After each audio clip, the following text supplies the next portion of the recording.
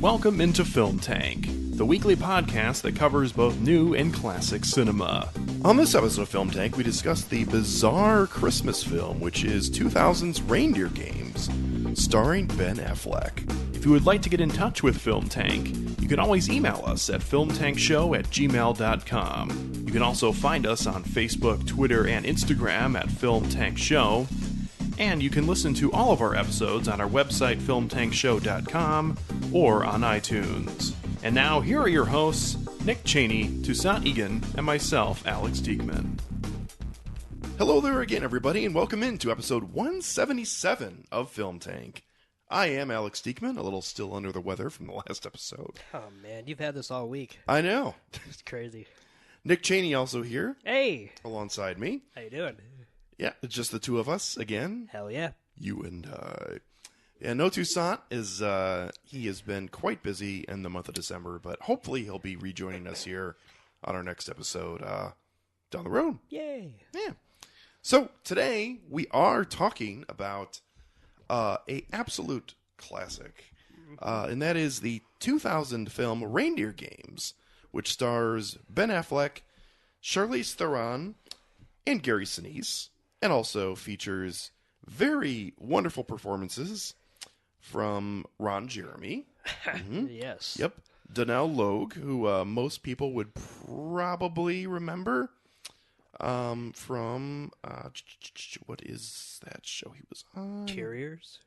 Oh, you're talking about the Life as We Know It, or Grounded for Life? Grounded for Life that is one, what yeah. I was thinking of, yeah. That's what I know him from. Most people would know him from that, but I feel like they wouldn't actually know him, whereas Could be. he, in my opinion, got a little more popularity about 7 years ago when he was in the FX show Terriers, which got canceled after one season, even though it was very good.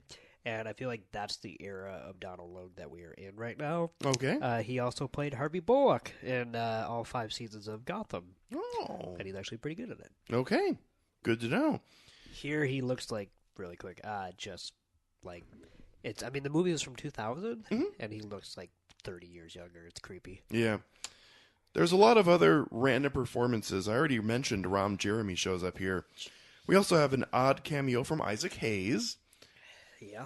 And also, too, Danny Trejo. Yep. And Dennis Farina. And also a very early performance from Ashton Kutcher. Yeah. Yeah, I mean, that 70s show was on, so I guess, he was getting work, but to be a nameless extra, basically, is very, very interesting. Yeah, my guess is that he was hired since he looks kind of like Ben Affleck. Yeah. So. A little bit. Yeah. So, interesting casting there. The film is directed by John Frankenheimer, who unfortunately... Jingleheimer Schmidt. unfortunately passed away soon after this film came out. But he directed a ton of films over the years, including... Seconds and The Manchurian Candidate. Yeah, The Manchurian Candidate is one I was thinking of. Yep. Also, too... And Ronin with... Robert De Niro. Yep. He also directed that bizarre Island of Dr. Moreau film with David Thewlis and Marlon Brando. That's right. So there's that for you if you want to check that out. Or not. Either way is probably fine. So anyways, this film surrounds a man who, after assuming the identity of his dead cellmate, he finds himself a reluctant participant in a casino heist. And that is Ben Affleck's character of Rudy Duncan, as he is impersonating Nick Cassidy throughout this film. So, I think I'll start off as I suggested this film as I was looking for unassuming Christmas time films, and was... Although this is actually a pretty... heavy-handed Christmas film. Sure. I mean, I was surprised. Not that I wouldn't understand why you suggested it, but for being what I would consider alternative Christmas pick, it's also, the soundtrack is Christmas, and anyway. There's plenty of little dropping lines here and there this that are... is more Christmas than Die Hard, to be completely honest. Yeah. Okay. Even though Die Hard is still better film. Well, but at the same time, this is definitely got its moments if you are in the realm of what this film is doing. That being said, I saw this film when I was right around when this came out, so when I was around 14 years old, 13 years old, somewhere in there. And I thought this film was ridiculous and stupid at the time. But the more I watch this over the years, the more I appreciate the silliness that this film brings. And also, too, I think that the real actors in this, one of which is not Ben Affleck, definitely were in on what this film was. Gary Sinise is playing up his character pretty much perfectly, I think.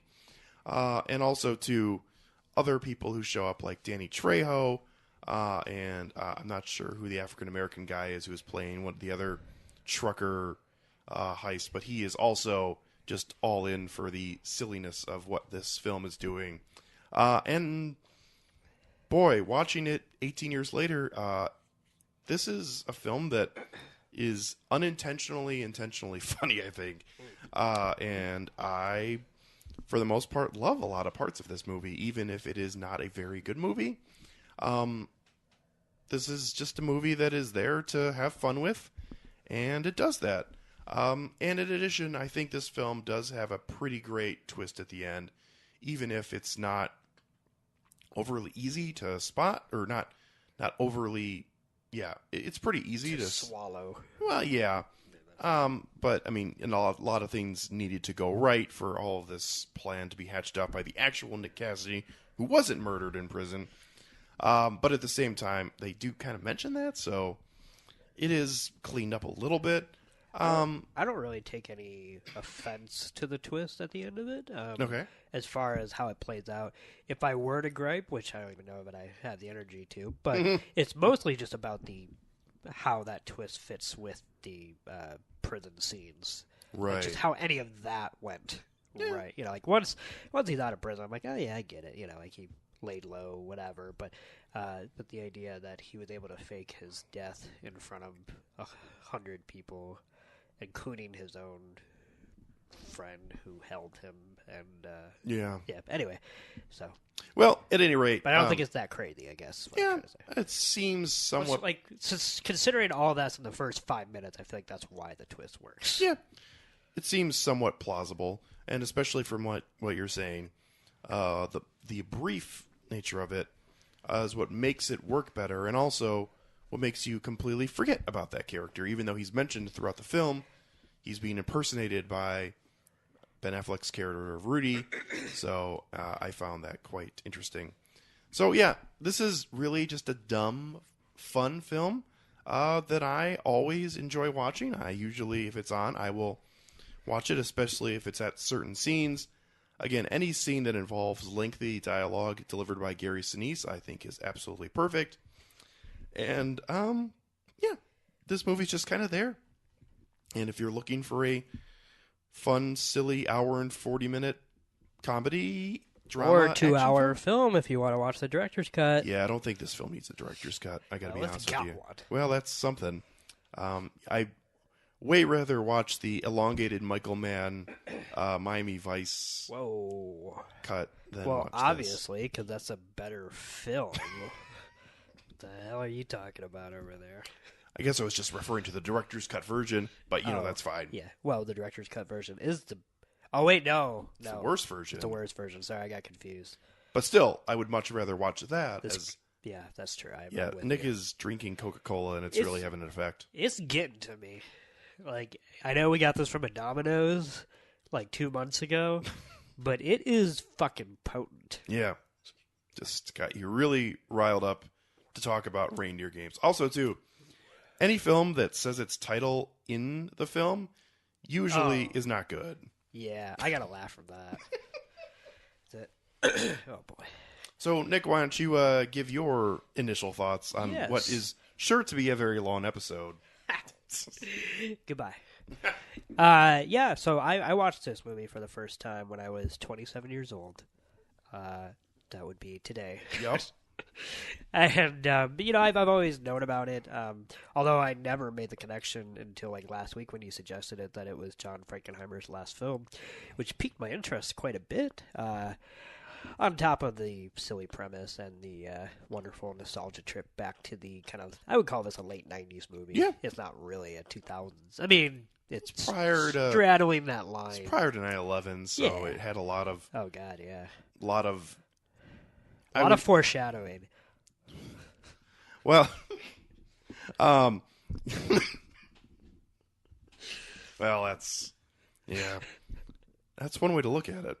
Yeah, I mean, there's,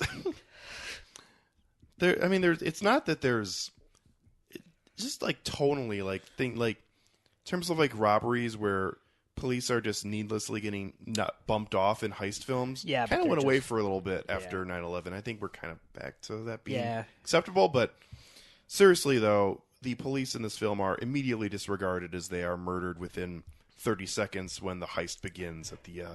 I genuinely forgot there was police in it, and we just watched it like 5 minutes ago. I got to admit, I was kind of surprised by how compulsively watchable I thought this was. I thought it was good in the sense that I like the direction. John Frankenheimer is clearly punching down here as far as the pedigree of his direction, which I actually think even in a bad movie like this is still on display. It's just he's not being matched by, I would say, the performances for the most part. Not by everybody, but by A, his lead, and B, just a few other random whatever. But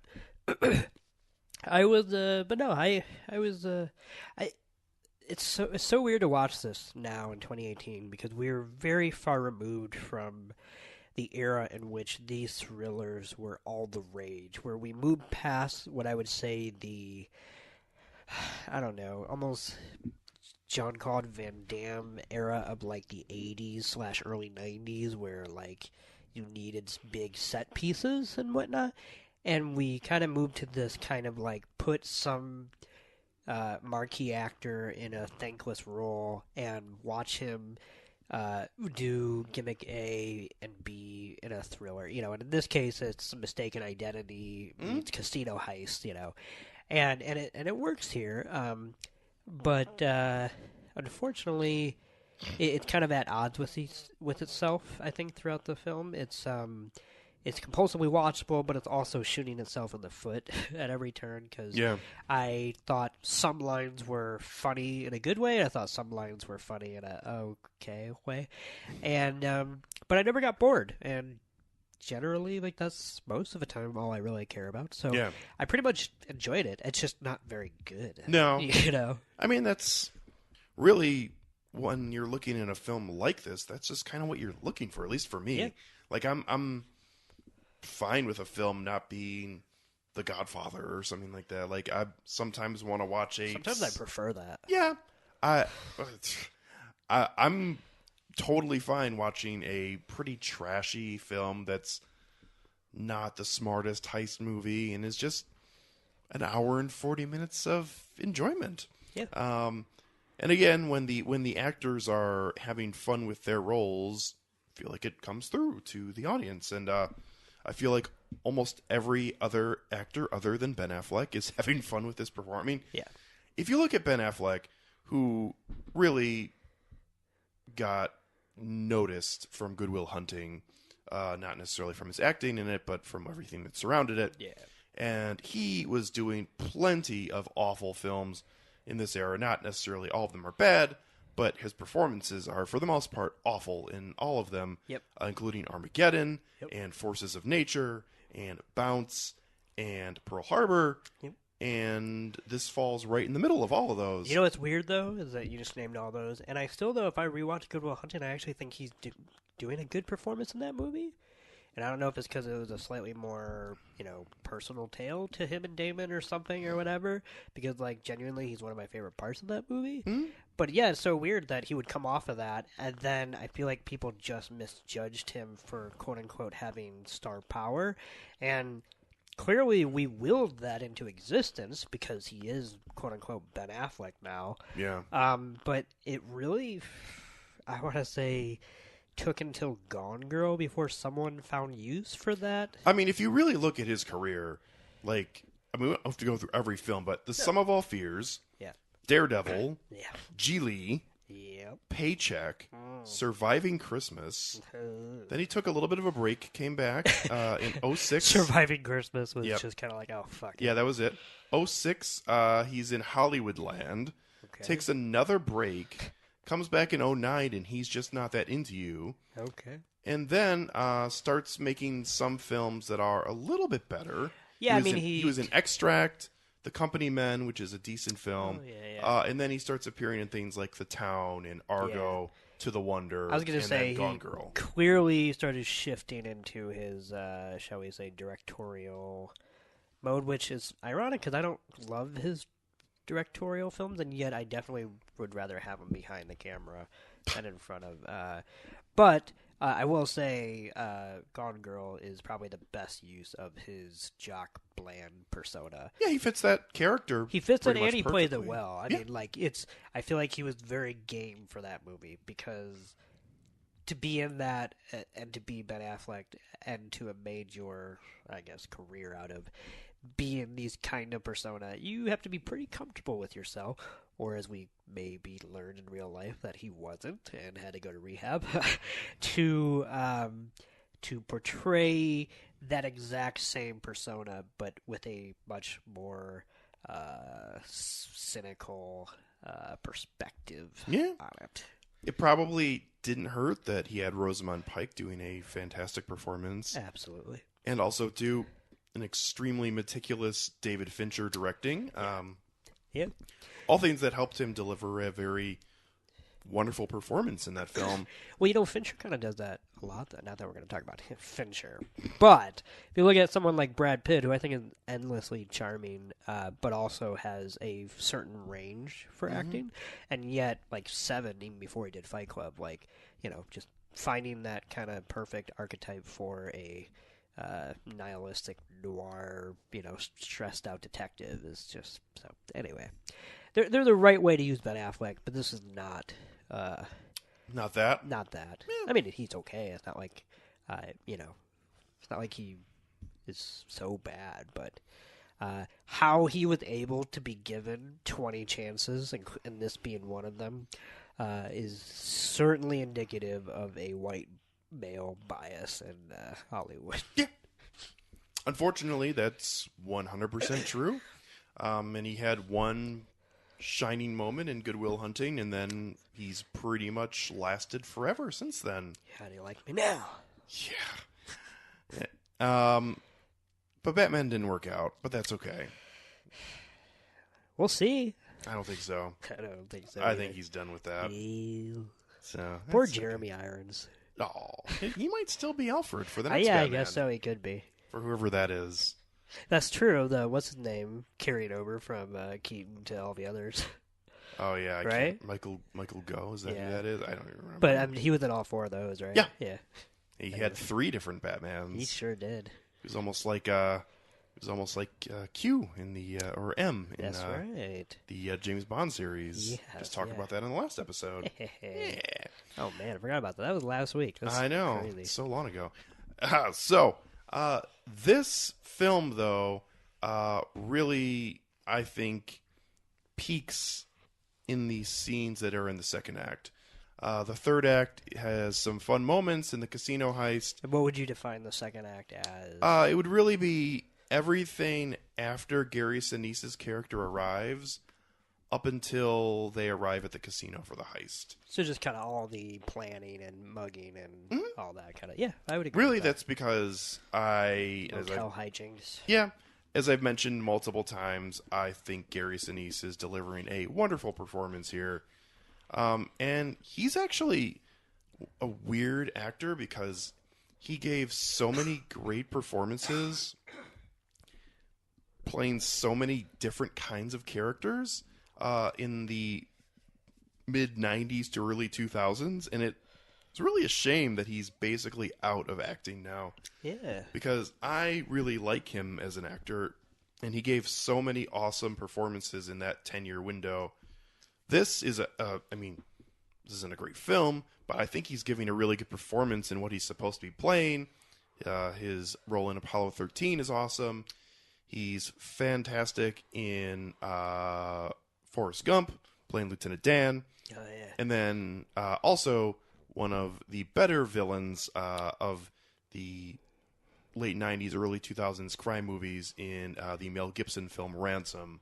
Oh, yeah. So, I don't know. I love what Gary Sinise brings to the table. He has an extremely unique voice.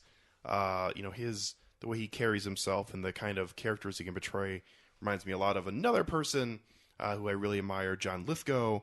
And unfortunately, Gary Sinise is basically, again, out of acting at this point, at least in major films. So he is just hitting all of the right notes for me in this film, as he's got a million line deliveries that are amazing. And just the way he pushes Dennis Farina down at the end. I don't give a fuck about Las Vegas. I don't, he just rambles about nonsense throughout this whole film, and it's awesome. And there's really no use for it, but he was just told to play this character and say these ridiculous lines, and he's just having a blast, and I love it. It helps the viewer get through a lot of his movie, is what I would say about his performance. I also enjoy him in this, for sure. I also do like Charlize Theron in this. I think that This is early Charlize Theron, too. Yeah, it was very, not that I didn't recognize her, but, the first 20 minutes I had to, get over, the red hair, it was just very, very funny, because I feel like I didn't really start to, notice her until The Italian Job. Probably is about right. Yeah, which is, that was 4 years after this? Yeah, so she was hitting that era, so to speak. But, for me at least, because I was probably only 14 when The Italian Job came out, let alone this, I never really grew up with her in that kind of early era. But I think she's pretty great in this, even if the twist with her is telegraphed from a while forward, which is good because then it hides the other twist that comes after that one. But I think she's doing good. I think I kind of wish there was a bit more from the various truckers. Yeah. Because I feel like they are good, all of them, from Logue to Trejo and whatnot. I just feel like there could have been even maybe a bit more comedy between, just why they were even there in the first place. Yeah, why would they stick together? It seems to fizzle out after the first couple scenes, because, the first scene, I know what you're talking about. I quite enjoyed this line delivery, but I need to find a character's name, but the black guy who's with them, he's like, man, they brought a shitload of cookies. Yeah. He's eating them, and then he's like, do you want the tree? Fuck yeah, get the tree. What? Or even a scene later or so when they're trying to figure out for the first time whether he really is Nick or not. Mm-hmm. And then Logue gives that really random line delivery of why would he tell her that he's not the guy? Makes me think, what if he's not the guy? Little things like that where I just thought there could have been more from all three of them, kind of just peppered throughout. That guy, by the way, is Clarence Williams III, plays the character of Merlin. Ooh, I know, that's quite a name. Yeah, I know, right? So, I think he was on an episode of Justified. There you go. One episode? Or? Yeah, so he must have been a... Yeah, I don't know that. Yeah. So I enjoyed those earlier scenes, and I kind of wish those were slightly more peppered in. Mm-hmm.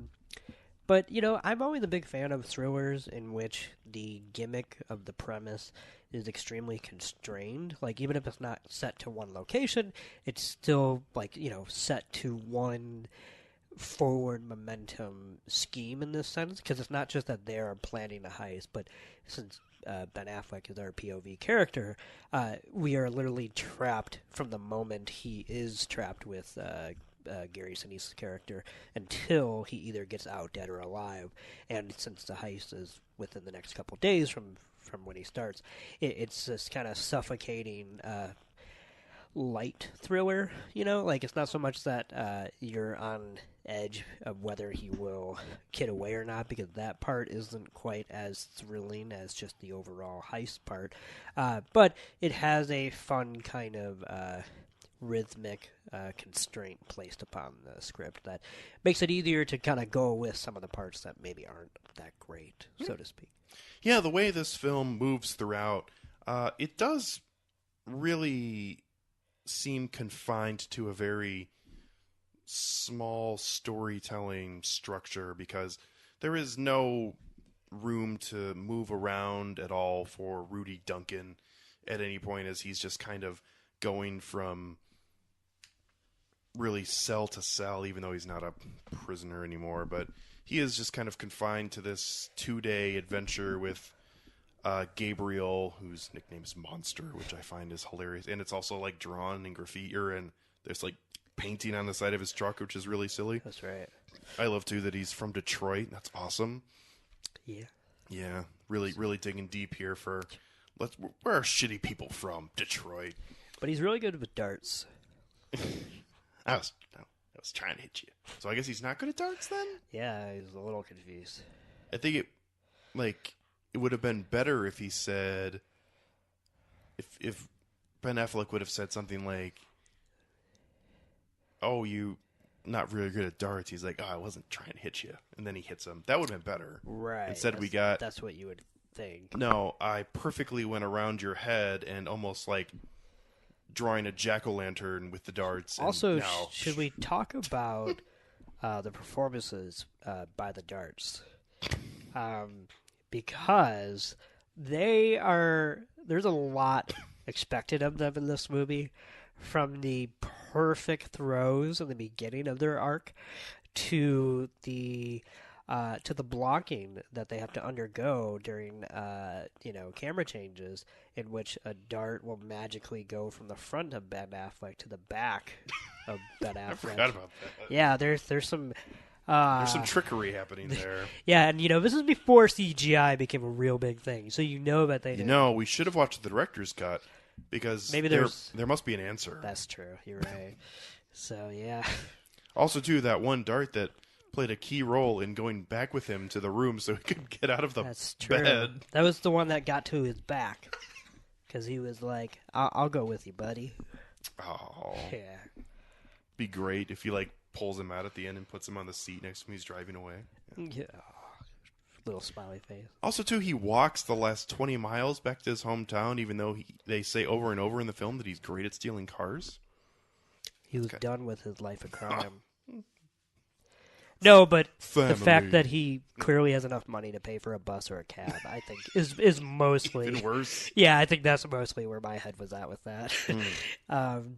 I do also want to mention something that I mentioned to Alex while watching this movie, was that I applaud his charitable donations, but I cannot condone illegal action, and him putting stolen money in federal property, in this case, people's mailboxes. That is a big no-no, and He's not a postman. exactly, he does not have that kind of authority. And frankly, I just thought, he just got out of prison. He should know better. Yeah, it would have been great if he went back to prison, not for stealing the money, No. but putting stuff in people's Well, mailboxes. and how embarrassing would that have been? No wonder why no one's going to let him play in any Reindeer games.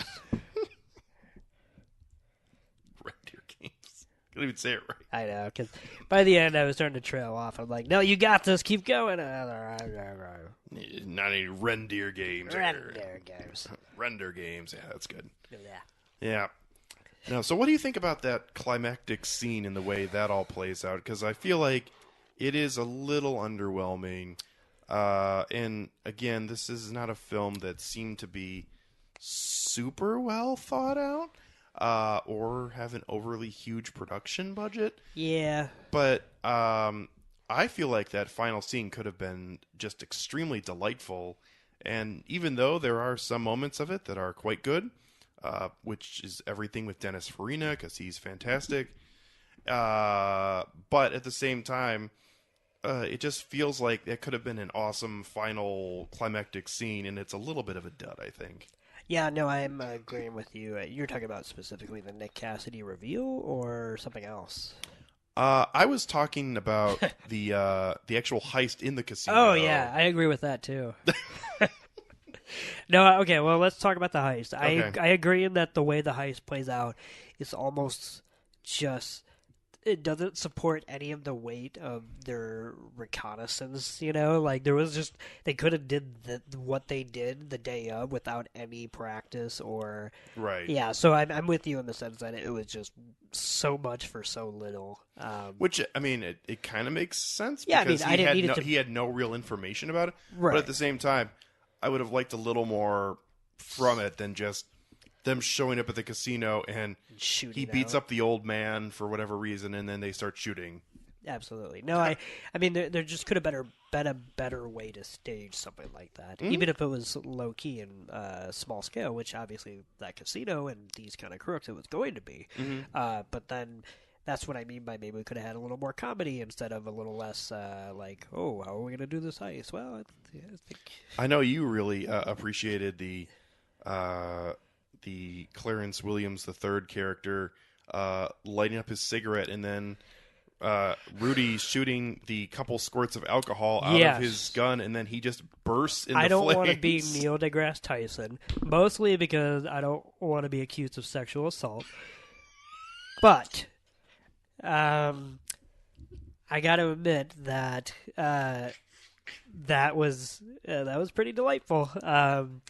I was wondering why they were going with this stupid running gag of this rum gun, you know, because, like, the first time he squirted it, I was like, okay. But then, like, he kept it and whatever. And so it did have a payoff, but, boy, was that, I mean, I can't even, like, I would have just, like, in real life, that would have just put out his fire, not made it bigger, so, but that was delightful. Forget about not making it bigger, like, seriously, he is completely engulfed in flames after two It's squirts. like fucking Hereditary. It's creepy, to say the least. Yeah, he looks like Ewan McGregor's character at the end of Angels and Demons, where he's just decided I'm been caught, I must die now. Yeah. Let me pour all of this all over my body and light myself up. Nope. Same effect, just by two squirts of rum at a lighter. Yeah.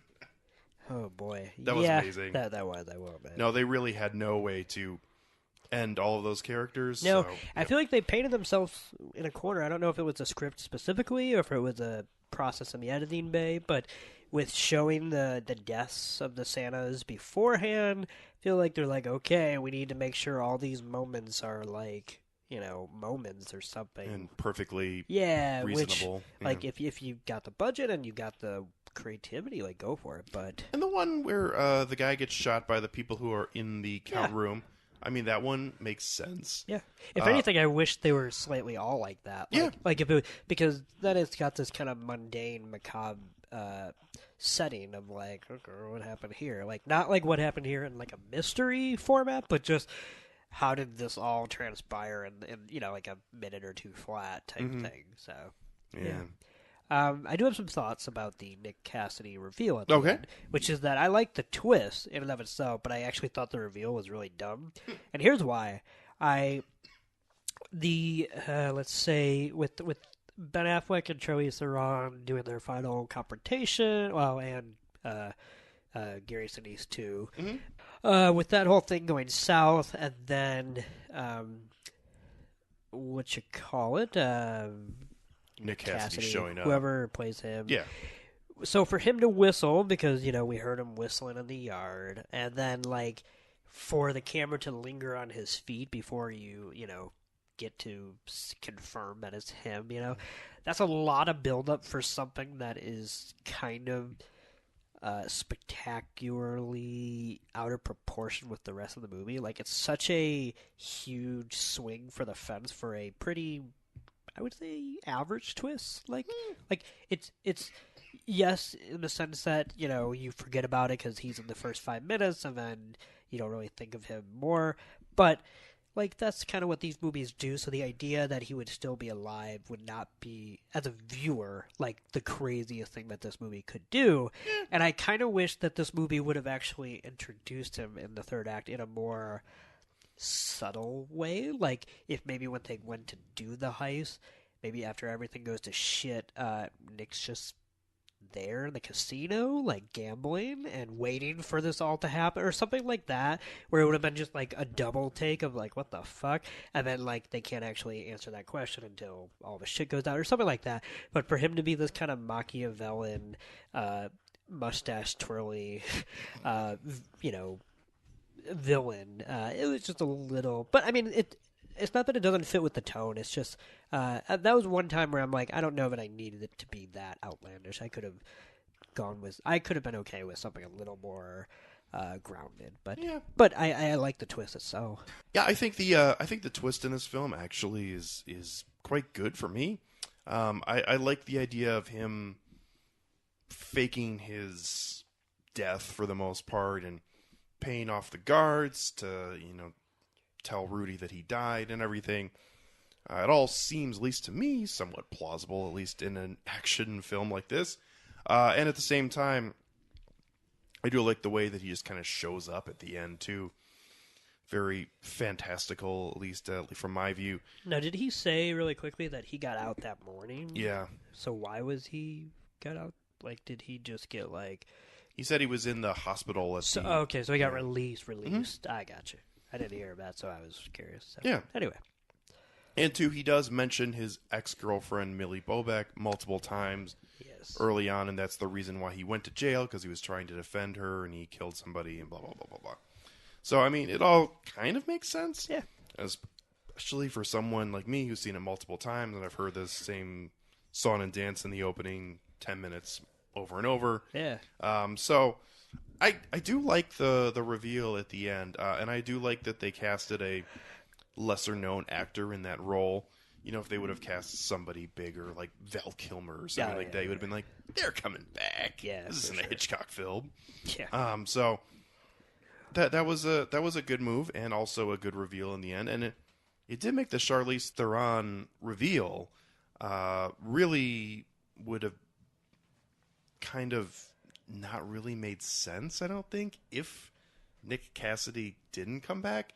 Like, if she was revealed to be with Gabriel and they were together all along, it would kind of just feel... like she's smart enough to outplay people, but she's not smart enough to not be with Gabriel. Like...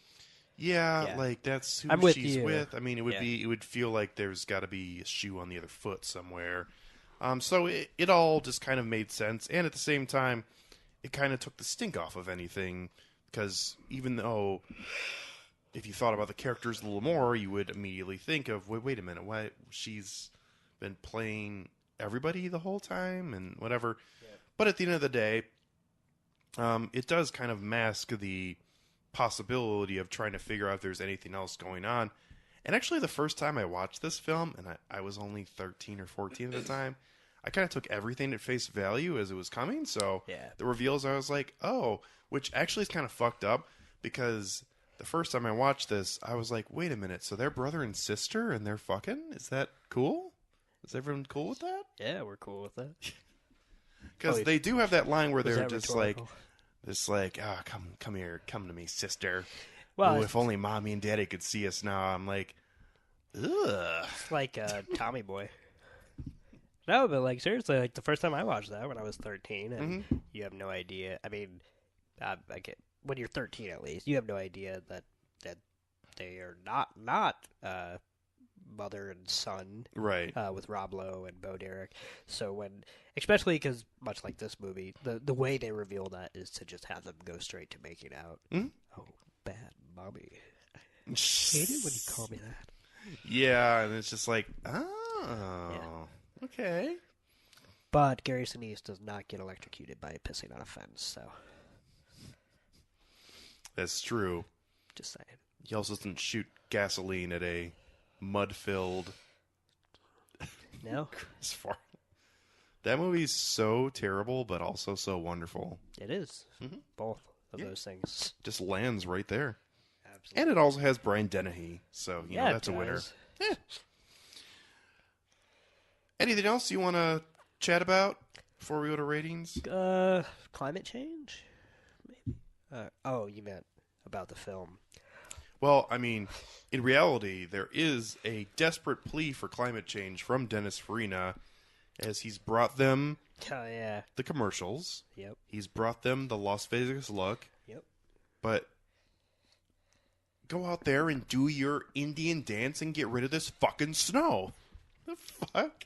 Yeah. What? I like then too the people who I assume are the actual owners of the casino are just walking out as he's trying to follow them. It's like, what? Yeah, I was gonna say, even from a movie from 2000, it felt fairly, even if it's not great, but to have some reaction shots from some of the pit bosses and dealers who are just kind of like, oh, fucking white man. But I gotta chuckle out of that. Yeah. Yeah. No, there's nothing in particular that No. I have left to Okay. spar about. Well, I will let you go first then. Thank you. It was a fun movie. I would definitely watch it again. Probably only at Christmas time, because I don't know that for me it has any intrinsic value outside of its novelty of being a so-so, thriller that's happens to have a fun Christmas spirit about it. But having said that, some of these performances are good. One in particular is not great, and the main one. yeah, and so I kind of feel like it's weird. I'm not going to give it a good rating, and yet I liked it more than I thought I would, considering it's definitely a very not undervalued, because just it's definitely not like time and has not been kind to it, because no one really ever talks about it, and I kind of understand why. But I would give it 2.5 out of 5. I pretty much thought it was just right down the middle. Yeah, I will give this a 3 out of 5, which is the same rating I gave our last film, On Her Majesty's Secret Service, which is a better film, but I had more fun with this. And I do enjoy a lot of the performances here, and I do think that there are some wonderful line deliveries pretty much from the beginning to the end of this film. And I think that this would not be the same if this was just a straight heist film, even if it starred somebody different, and this was just a drama, serious film. This is just a late 90s ridiculous action thriller heist film that I think knows exactly what it is, and it's kind of in on being this ridiculous farce almost that goes from point A to point Z and twists and turns, and then we get to the end, and it's where Ben Affleck wanted to be all on, and that weird thing where he said he doesn't want to be home for Christmas, but he does, and that weird music comes on, and he's smiling at the table, and there's this weird light orange filter on the camera. And yeah, and he hasn't taken off the Santa suit, even though I'm pretty sure there's got to be blood on there somewhere. I was going to say, they're out looking for that 5th Santa Claus. And yeah, and he's just going to be wearing it for 6 months while he eats the leftovers. Yeah, he does hit that home multiple times. Yes. That he really does want to eat leftovers for 6 months. And also he wants to give all the money away to people who no doubt have heard about this large heist that has money unrecovered, and all of a sudden there's just wads of $100 bills in their mailboxes. Well, you know what happened in that scenario, right? It's whoever's the first one to check their mailbox will just kind of look around and then randomly start looking at the other mailbox. And then it'll just be one asshole who has all that money. Yeah, it'll be the fucker who reports it then. Yeah.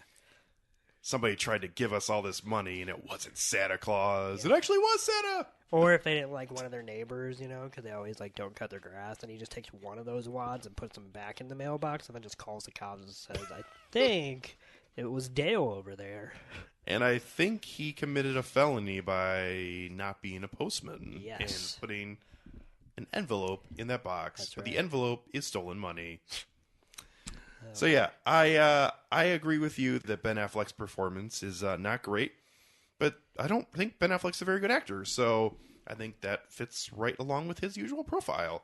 And I enjoyed almost every other performance in this film, specifically Gary Sinise and Dennis Farina, who are wonderful over-the-top performers who are really at the top of their game here in terms of no fucks given. In terms of what they were told to do and what they were paid to do, and they're like, okay, I can do that. So I thought it was wonderful at times, not so great at other times, but still a fun little Christmas heist film that I always enjoy to watch every now and then. So if anybody out there has any other thoughts on reindeer games, always feel free to send them on to us at filmtankshow@gmail.com.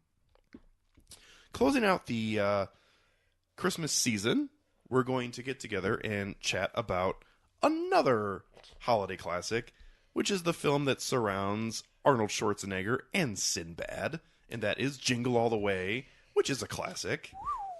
I mean, let's just call it what it is. Yeah, no, I'm agreeing.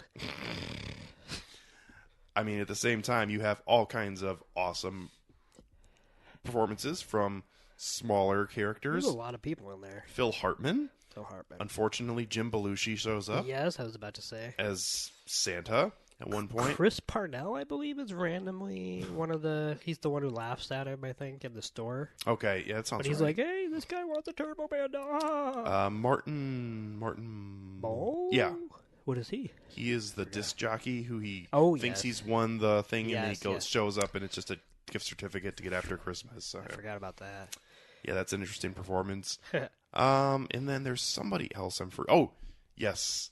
Arnold Schwarzenegger's kid is played by Jake Lloyd, who was Anakin Skywalker in The Phantom Menace. Now this is pod racing.